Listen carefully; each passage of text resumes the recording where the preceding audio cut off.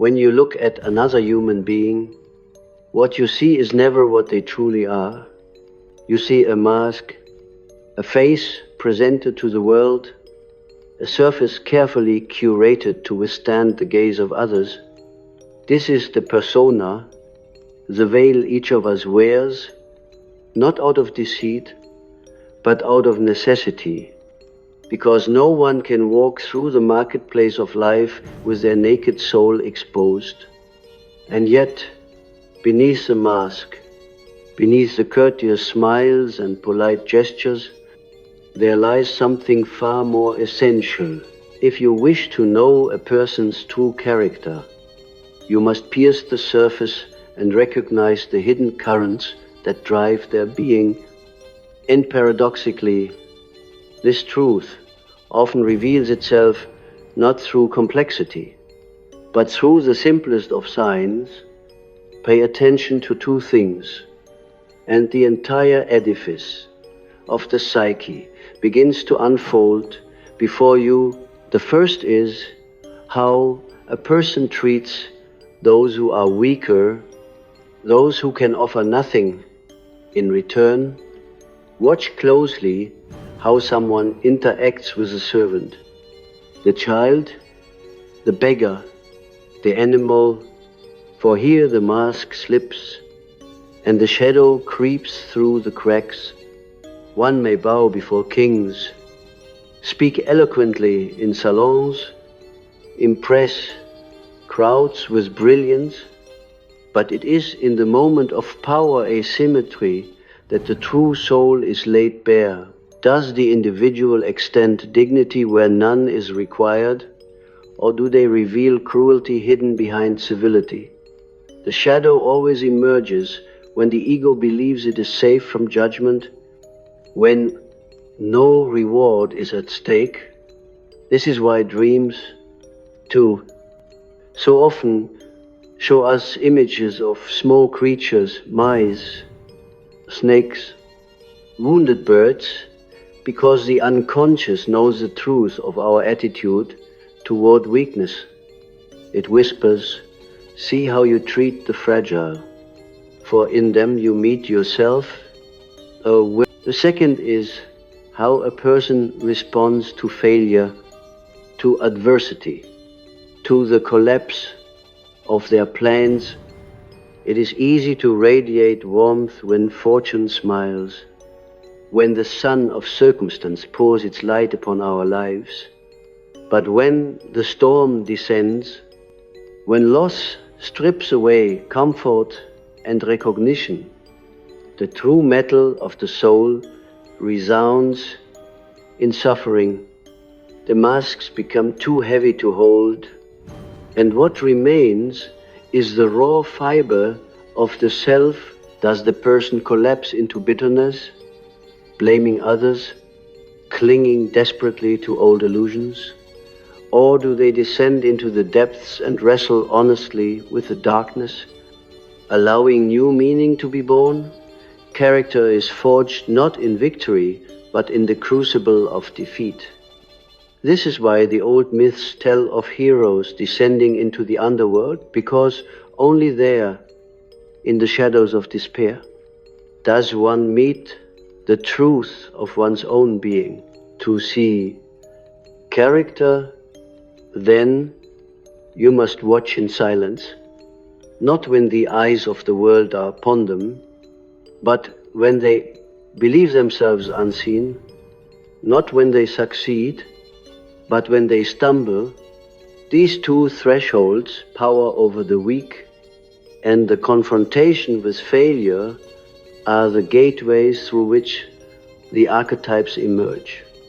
You may think you are observing an individual, but you are witnessing something far older, the eternal dance of dominance and compassion, of collapse and rebirth. Humanity repeats itself in every soul, and the one who knows how to observe can perceive the timeless forms behind the fleeting gestures of the moment. Imagine you are in a small village. There is a man who speaks kindly in the square, who donates coins when all are watching, yet when he passes the beggar at night, his eyes are cold, his foot kicks dust upon the helpless form. Another man, curated, unnoticed, bends to lift a fallen bird from the road. Though no one praises him, which of them reveals the truth? The first carries a polished persona, but his shadow leaks out. When he believes himself hidden, the second walks in silence, but his soul radiates through unconscious gestures. You do not need to know his words. The archetype of the healer lives within him. Or imagine a woman whose business fails. She is ruined, and her friends scatter. Does she descend into endless complaint, insisting the world conspired against her, allowing bitterness to eat her from within? Or does she confront her suffering, feel its weight fully, and in so doing, awaken to an inner strength she never knew she had? Out of such ashes, the phoenix arises. True character is not the absence of despair, but the courage to transmute despair into a deeper understanding of the self. The psyche is a vast landscape filled with mountains of pride, valleys of shame, rivers of desire, and caves where forgotten fragments of the soul hide in darkness. Most people wander only the surface paths, never daring to enter the caves, but life itself conspires to draw us into those depths. It sends us weakness to test our response, and failure to strip away illusions. These are not accidents, they are the workings of the self, the deeper organizing principle of the psyche, which orchestrates experience to reveal the truth of who we are. The two signs of character are not arbitrary. They are archetypal patterns inscribed in the human soul. When you notice how someone treats the powerless, you are witnessing the battle between archetypes, the tyrant and the protector, the predator and the guardian. These figures live within every psyche. The tyrant seeks to dominate, to affirm its own superiority by degrading others. The protector, by contrast, embodies the archetype of the father, the mother, the shepherd who shelters the vulnerable as an extension of the self. In each moment of choice, one archetype speaks louder than the other, and the repetition of such choices builds the structure we call character. It is not that some are purely good and others purely evil. Each soul contains both the tyrant and the protector, but the pattern of responses reveals which archetype has been given dominion. Likewise, when you observe someone in failure, you see another archetypal drama, the victim and the hero. The victim archetype collapses, externalizes blame, and refuses the burden of suffering. It insists, I am owed. I should not suffer. This is unjust. But the hero archetype accepts descent into the underworld. It gathers courage, even when shattered, to walk through the flames of despair, and in so doing, it encounters transformation. This is the meaning of initiation rituals across cultures. The youth is plunged into darkness, into symbolic death, and only by enduring does he or she emerge as a new being, Failure is the modern form of initiation, the place where the unconscious offers us a doorway. And the way one walks through this doorway discloses the truth of their soul. You see, my friends, most of us spend our lives constructing elaborate facades. We build identities based on profession, reputation, appearance, ideology. These are necessary, yes, for they allow us to function in society, but they are not who we are. When pressure mounts, when no one is watching, when life collapses, the scaffolding of the ego, the unconscious, surges forward, and the mask disintegrates. That is when you glimpse the eternal human drama, compassion or cruelty, courage or cowardice, acceptance or denial. Two moments, how one treats the powerless and how one endures suffering, are enough to see the essence of a soul. But do not be deceived into thinking you can judge quickly. The psyche reveals itself in paradox.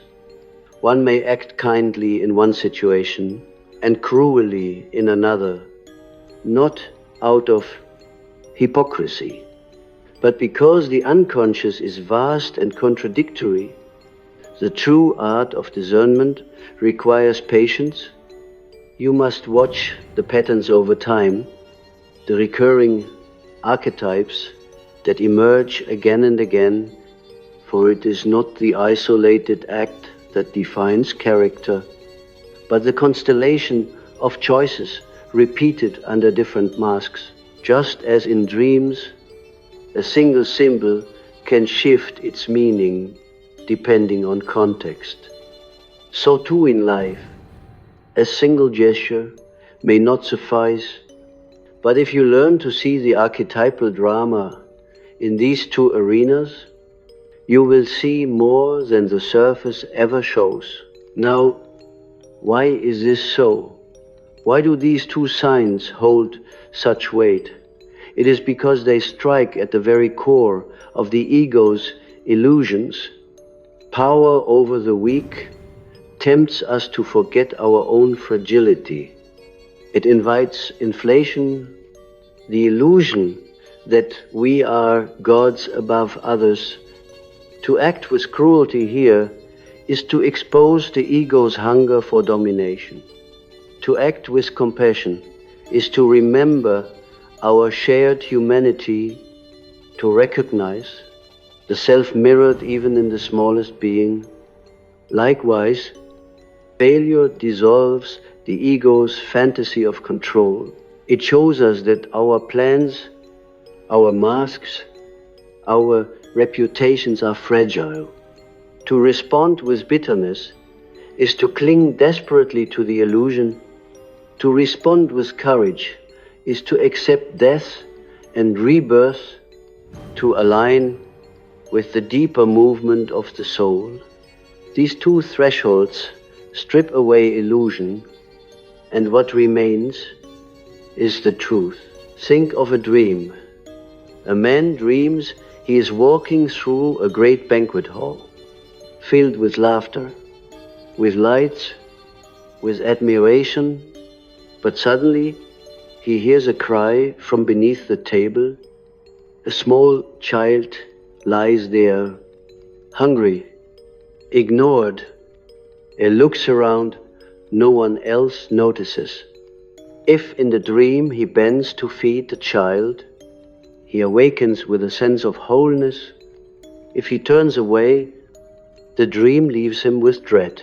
The child is the powerless within, the neglected fragment of the soul, and the man's response reveals his true orientation toward his own inner weakness. And then, later, he dreams he is climbing a mountain.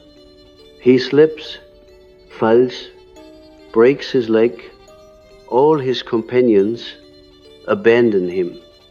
Alone, he must decide, lie in despair, or crawl forward despite the pain. This second dream shows the archetype of failure. His response will determine whether he integrates strength or sinks deeper into bitterness. Dreams show us in symbols what life shows us in events. Both are mirrors of the unconscious. Both reveal character. I tell you this not to encourage judgment of others, but to turn your gaze inward. For the one you must truly come to know is yourself. How do you treat the powerless aspects of your own psyche? The forgotten child within you, the fragile emotion, the wound long suppressed. Do you extend compassion, or do you cast them aside, kicking dust upon their cries? And when failure comes upon you, when plans collapse, when shadows descend, do you respond with bitterness or with courage? You seek to know the character of others, but in truth, you are being invited to confront your own. For until you know yourself, your judgments of others are but projections of your unconscious. You see cruelty because you repress your own cruelty. You see weakness because you deny your own fragility. To see clearly, you must first integrate the shadow within. We often speak of seeing others clearly, but we rarely admit how blind we remain to ourselves. The irony of the psyche is that it hides itself most skillfully behind the projections it casts upon others. You believe you are discerning the truth of another person, but more often than not, you are gazing at your own shadow, reflected in their face. This is why the first and most essential task of any seeker of truth is to turn the gaze inward. Only by observing how you treat the weak and how you respond to failure can you begin to understand the fabric of your own character. Consider for a moment the figure of the shadow, that hidden reservoir of impulses, fears, resentments, and desires that the conscious mind refuses to acknowledge. Every cruelty toward the powerless, every collapse in the face of failure is in some way the eruption of shadow material. The shadow is not inherently evil. It is simply that part of you which has not yet been integrated, which lives in darkness because the light of consciousness has not reached it. When you act harshly toward one who is weaker, what you are often expressing is a denied fragment of your own vulnerability. You despise in them what you cannot tolerate in yourself. When you rage against failure, blaming the world and sinking into bitterness, what you are often resisting is the reality of your own mortality, the undeniable fact that you are not in control of everything. These reactions are not coincidences. They are revelations of the archetypal shadow. Let me tell you a story from my patients. A man once came to me, a man admired in his community, generous in public, courteous in conversation, yet in his dreams, small animals appeared again and again injured, starving, ignored. He came to me asking why he was plagued by such pitiful images. As we explored, it became clear, in his daily life, He was harsh to those beneath him. He had no patience for servants, dismissed beggars, ignored the poor. His persona was noble generosity, but his unconscious revealed cruelty toward the powerless. The dream animals were fragments of his own soul, neglected and despised. His treatment of them revealed his true character more than his public image ever could. Only when he learned to bend down in his inner world, to nurture the small and fragile within himself, did his dreams begin to change. And with that change, his outer life softened as well. He discovered in compassion not weakness, but strength. Failure tells a similar story. A woman came to me after losing her husband. Her life collapsed, and she raged against the cruelty of fate. In dreams, she descended into dark caves, stumbling, lost. At first, she could not face the emptiness. She blamed God, destiny, even herself. But slowly, through our work, she began to embrace the darkness. She allowed herself to feel grief without resistance. And in that surrender, something transformed. Her dreams shifted. The caves lit with torches.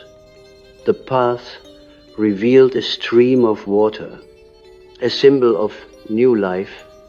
Her response to failure revealed her true character, and in embracing it, she was reborn. Failure, which she thought was her end, became her initiation into a deeper self. The unconscious arranges these encounters precisely because they are gateways to individuation. Life knows that if you are to become whole, you must confront what you repress. Weakness in others mirrors the weakness in you. Failure in life mirrors the death and rebirth required for your growth. This is why I tell you that to see someone's character, watch these two thresholds, for they are not accidents, but archetypal crucibles. They are places where the ego cannot sustain its illusions, where the self presses forward, demanding integration, and yet one must not confuse momentary reaction with eternal truth. Even the most compassionate soul may lash out in a moment of exhaustion. Even the most courageous individual may falter in despair.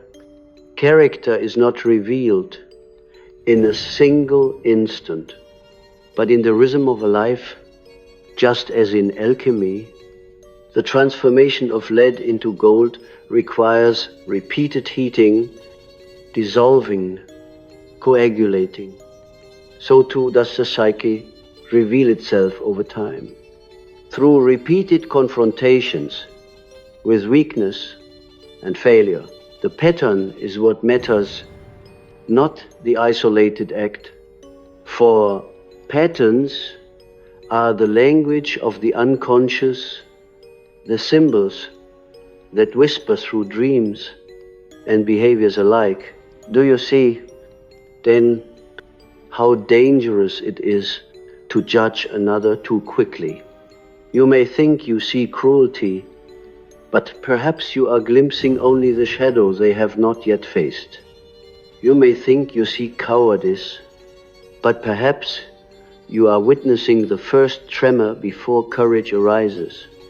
To know true character, you must watch with patience as one who studies the stars. A single night shows only fleeting constellations, but the long gaze reveals the eternal order. So too with the human soul. This truth is not only for the discerning of others, it is above all for your own journey. How do you treat the powerless within you?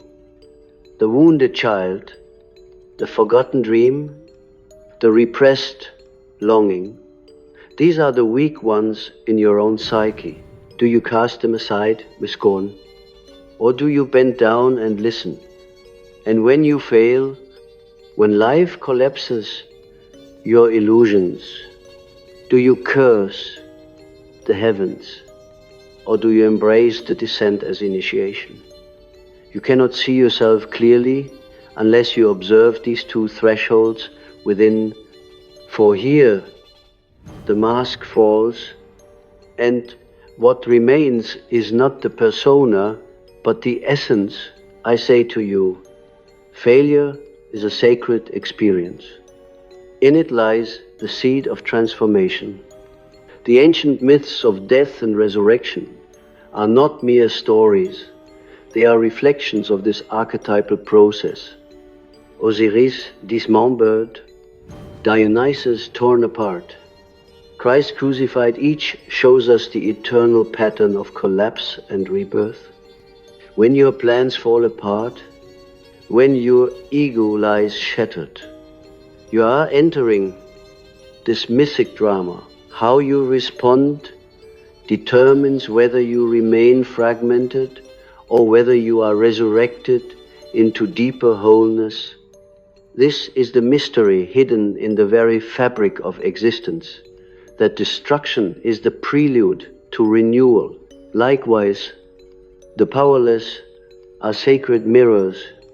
When you encounter the weak, you are given the opportunity to meet the divine in its most fragile form.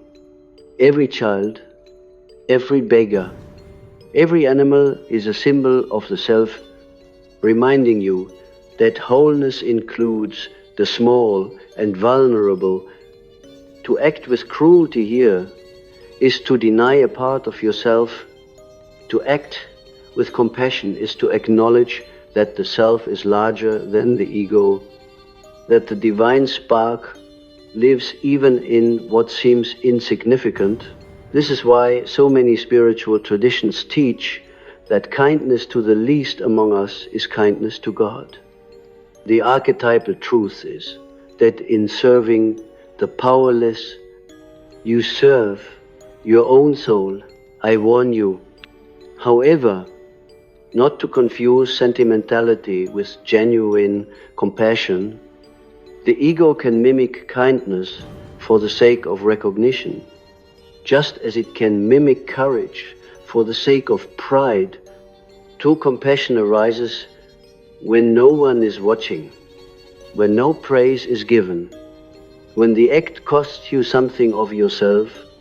And true courage arises when there is no certainty of success, when you descend into the darkness without knowing whether you will emerge. These moments cannot be faked. They reveal character because they strip away all illusion. And so, if you would truly see, you must cultivate the eye of the soul. Watch not only the words, but the silences between words. Watch not only the actions, but the gestures. No one notices, for the psyche speaks in whispers, in subtle cracks of the persona, a glance toward the weak, a sigh in the face of failure. These are revelations more profound than grand declarations. Learn to see in this way, and you will perceive not only others, but yourself with clarity. If you wish to understand the mystery of human character, you must recognize that beneath every act lies a dialogue between archetypes. The individual does not stand alone, isolated, choosing freely from an empty slate.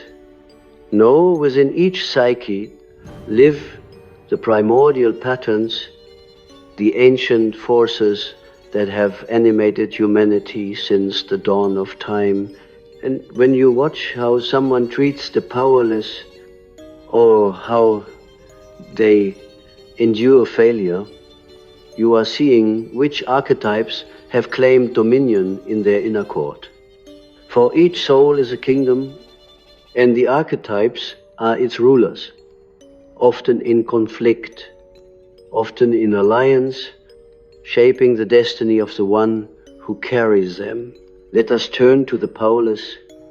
In every society, in every age, there are those without strength, without influence, without voice. The way an individual responds to them reveals not only a moral disposition, but an archetypal alignment. The one who sneers, who exploits, who crushes the weak, is seized by the archetype of the tyrant. The tyrant is ancient, older than kings or emperors, older than thrones, carved of stone. It is the impulse to dominate, to inflate the ego at the expense of others, to forget that one too is fragile and finite. The tyrant despises reminders of vulnerability because it cannot bear its own. And so, when a person mocks or mistreats the powerless, you see the tyrant's shadow at work. But when another bends, listens, shelters the weak, you see the protector arise, the archetype of the mother who shields the child, of the shepherd who guards the flock. Both archetypes live within us, and life constantly asks, which one will you serve? This is why weakness in others so often provokes disproportionate reactions. It touches something primal. You think you are responding to the beggar before you, but in truth, you are confronting the forgotten beggar within. You think you are showing kindness to a child, but in truth, you are bending toward your own inner child. Long silenced, long neglected, every encounter with the powerless is a mirror, and your response is not simply an ethical choice. It is a revelation of which inner archetype you have chosen to embody. To cultivate compassion toward the weak is to strengthen the protector within. To despise them is to feed the tyrant, and over time, the repetition of these choices crystallizes into character. Now, consider failure. What is failure but the collapse of the ego's illusions? You build a tower of plans, and life strikes it down. You weave a mask of competence, and fate tears it apart. In that moment, the true drama begins. If the victim archetype dominates, the person collapses, blaming, resenting, refusing the burden of meaning. They cry, the world is unjust, I am owed something better, and they sink deeper into paralysis. But if the hero archetype arises, the individual accepts the descent into darkness. They confront grief, despair, uncertainty, and instead of cursing the abyss, they enter it. They know that every myth of transformation begins with a fall Orpheus descending to Hades. Inanna stripped in the underworld, Christ in the tomb, and they walk this path willingly, even trembling. The hero is not fearless. The hero is the one who continues despite fear, and this is the mark of true character. Not that one never despairs, but that one walks through despair until the dawn breaks. Do not think this is merely philosophy. It is lived reality. Every one of you has encountered both the powerless and failure. You have felt the stirring to scorn, and you have felt the temptation to collapse. These moments were not random. They were your initiations. Life itself is the great initiator, and it designs for each soul precisely those encounters that will reveal who you are. If you have mistreated the weak, do not fall into shame, but recognize that the tyrant within you has been given too much power. If you have collapsed in failure, do not despair, but realize that the victim archetype has spoken too loudly. You are not condemned by these moments, but invited, for every tyrant can learn to protect. Every victim can become a hero. That is the process of individuation. The integration of the shadow and the alignment of the self with the archetypes that serve life rather than devour it. And here is the mystical truth. What you see in others is what you must confront in yourself. You think you are observing their character, but you're also gazing into your own unconscious, the cruelty you notice, the cowardice you despise. These are not accidents, they are projections of your own shadow. If you find yourself endlessly enraged at the arrogance of others, perhaps it is your own arrogance. You repress if you cannot stand weakness in another. Perhaps it is your own weakness you have denied. This is the painful, humbling truth of the psyche. What disturbs you in others is the unintegrated part of yourself. And so the two signs of character are not only windows into others, they are mirrors held up to your own soul. Let me speak to you of dreams again, for dreams are the most honest expression of character. A man may pretend to compassion by day, but in his dreams he slays the small animals that come to him, betraying his hidden cruelty. A woman may appear strong in adversity, but in her dreams she collapses in endless corridors. Unable to rise, these dreams do not condemn, they reveal. They show the fragments of the psyche that cry out for integration. And when you take these dreams seriously, when you enter into dialogue with them, you discover that the powerless and the failed within you are asking for your care. They are not enemies, but lost children of the soul. To see your true character is to notice how you treat them. This is why compassion and courage are the twin pillars of individuation. Compassion toward the weak integrates the shadow of cruelty. Courage in the face of failure integrates the shadow of despair. Together, they bring the soul into alignment with the self, the deeper center of wholeness. And when you walk this path, you no longer fear the powerless, for you recognize them as teachers. You no longer dread failure, for you see it as initiation. Life becomes less about avoiding discomfort and more about embracing transformation. This is the path of depth, the path of meaning, the path of Jungian, individuation. But I tell you this also, few walk this path willingly. Most cling to their masks, to their illusions, to their comforts. They build identities upon fragile scaffolds. And when life shakes them, they crumble. But those who dare to face weakness and failure with open eyes are rare. They are the ones who shine with authenticity who radiate presence, who embody character that is not an act but a living reality.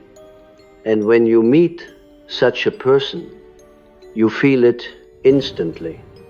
You feel that they are whole. You feel that they have descended into the underworld and returned with treasure. They may not speak of it, but their very being carries the resonance of truth. This is true character, not perfection, but integration. Therefore, do not be deceived by appearances. The most celebrated may be hollow. The most overlooked may carry profound depth. Look to the two signs. Watch how they treat the powerless. Watch how they endure failure. There, and only there, will you find the truth. And when you turn this gaze inward, you will begin to see yourself as you truly are. And though it may humble you, though it may wound your pride, it will also free you. For to see yourself honestly is the beginning of transformation. And in transformation lies the birth of character that is not borrowed, not performed, but éternel. When I tell you that character is revealed in two things, how one treats the powerless and how one faces failure, I am not giving you a method of judgment, but a doorway to initiation. For judgment closes the soul, but initiation opens it. The deeper mystery is that life itself will always place before you these two mirrors until you see them clearly. Until you recognize not only the faces of others, but your own reflected there. It is not enough to observe. You must enter the vision. You must allow these encounters to tear away the veil of your illusions and expose the naked truth of who you are. Do not imagine this is an easy path. The ego resists it fiercely. The ego prefers to stand on the mountaintop, clothed in the admiration of others, adorned with a mask of success. It does not want to be shown how it tramples the small or collapses in despair. But the self, that greater center which holds the wholeness of your being, will not allow you to remain in illusion forever. The self conspires with life to send you precisely those experiences that break the ego's pride. It places a beggar at your path, a child in your care, an animal in need. Will you extend the hand or will you turn away? It arranges failure, loss, disappointment. Will you curse the darkness or will you descend into it willingly, knowing that rebirth waits in the depths?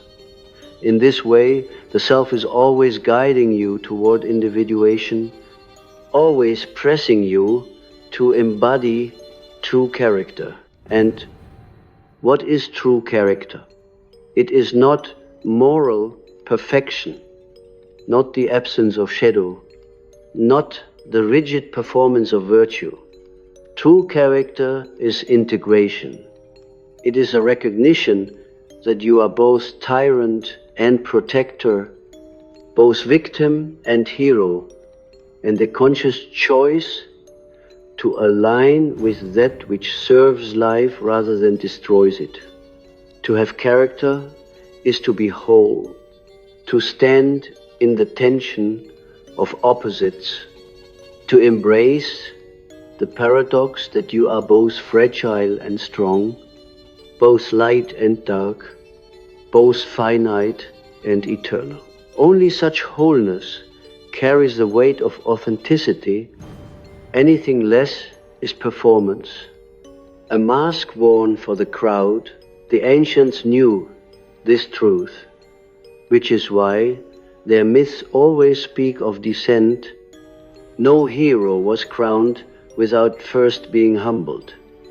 No king reigned without first encountering exile.